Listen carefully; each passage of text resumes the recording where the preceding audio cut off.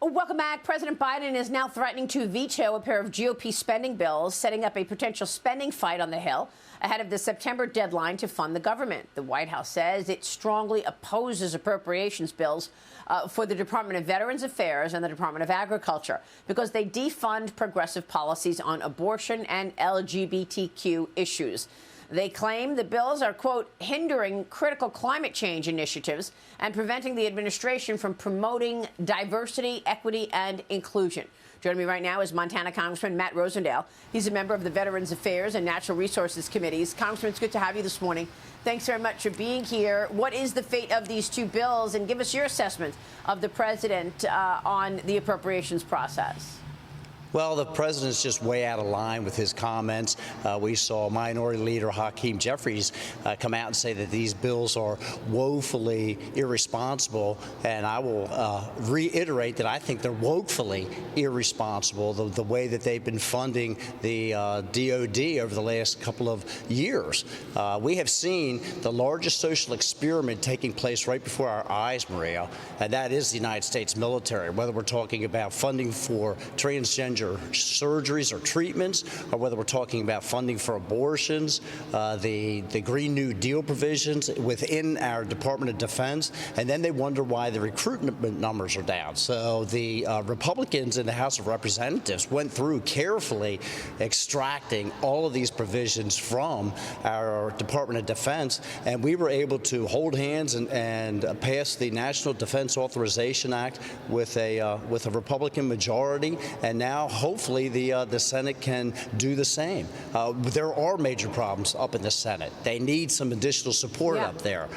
I mean, not only are they in the minority, the Republicans, but unfortunately there's a few of the Republicans that are in the United States Senate that we cannot rely upon for solid votes. So this is part of the process. I will tell you this, though. One of the things that I was really, really glad to see, and the American people should be glad to see, was we actually had an open process. We had debate on the House floor on each one of these amendments. We had discussion, and that is how Congress is supposed to work, and this all was created because of the discussions that we had back in January. Yeah, but I'm wondering if a fiscal cliff is on the horizon here because, Congressman, you and your colleagues are leaving on Friday for a 37-day August recess. You'll return after Labor Day and face 12 legislative days to tackle all of this, a host of bills expiring, Farm Bill, FAA, government funding. So what are we setting up for when you come back after this August recess? The way I look at it is we're setting up for the United States Congress to actually have some leverage over the Biden administration, over not only the amount of spending, but the policies that it is being spent upon. Right now, we only control one half of one chamber in the third, leg of the stool, and that is the legislative body. So we have to use the tools that are available to us. We were sent here in this majority to rein in spending. We were sent here in the majority, Republicans were, to put policies in place that restore this republic and then get rid of the Green New Deal, get rid of this woke, out of control spending that's on either transgender systems or asking taxpayers to pay for abortion. So again, a short time frame, you and I both know this place works a lot better when we're on short time frames and they build these artificial cliffs in place. So I think it gives us the ability to put forward better legislation. So you're attempting to pass appropriation bills at even lower levels than the debt ceiling agreement. The Senate wants to pass bills at higher than the agreement. Are we setting ourselves up for a fiscal cliff and a government shutdown come October 1?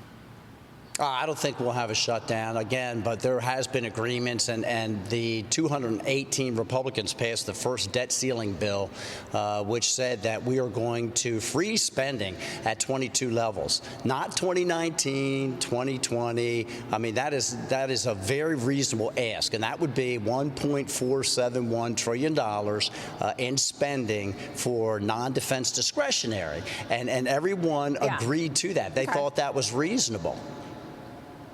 What is your take on the Biden administration's response to China? I know that the Senate is expected to vote tonight on a measure to increase government scrutiny of U.S. investments in Chinese technology companies. And that was obviously part of your NDAA. But I'm wondering why the administration is so soft on China. And now we're talking about the administration lifting sanctions with some agreement that the CCP is going to do anything about fentanyl. Are you buying this, that the CCP is actually going to do anything about fentanyl? I'm not, and it's very troubling. Again, the common man looks at what's taking place right now, and they can see that the Biden administration has been compromised. Whether you're talking about the fentanyl that is streaming into our country, we're losing 100,000 people a year to drug overdoses. The vast majority of that's from fentanyl. We know the components are coming from China. We know that China is spying on us. We hear the Democrats wave their arms and say something's going on long after we've literally know that the Chinese were spying on sensitive bases around the country. We need to get tougher on China. We just do. They are a big problem. They want to challenge us militarily and economically, and we're not doing enough to address it. Not doing enough. How about rolling over for them? We're about to lift sanctions, if you believe the press. The administration, meanwhile, is cracking down on American citizens and their home appliances. Water heaters, the new regulations would force less energy efficiency, but cheaper water heaters off the market. White House Press Secretary Karine Jean-Pierre was asked about this yesterday. Here's what she said. Watch. Clear when it comes to water heaters, and it is proposed what has been put forward, and if it is enacted, it would not take it into effect until 2029. So let's not forget that. And if and when it is enacted, it's going to help consumers save about $11 billion a year. That's what the president wants to do. So, Congressman, they're talking about saving money, but water heaters comes on top of the gas stoves. People are wondering what's next. I will tell you what's next. As of August the 1st, they're going to go into their local hardware store and find out that they can't buy an incandescent light bulb. It is absolutely outrageous. And the reason that they want to push this off until 29 is because they recognize that these water heaters, like the stoves, are going to be much more expensive. It gives them time to put additional provisions in statute to put a subsidy in place. So they're manipulating the marketplace once again. All right, we will leave it there, Congressman. We'll be watching all of that. Thanks so much for being here this morning. Thank you, Maria.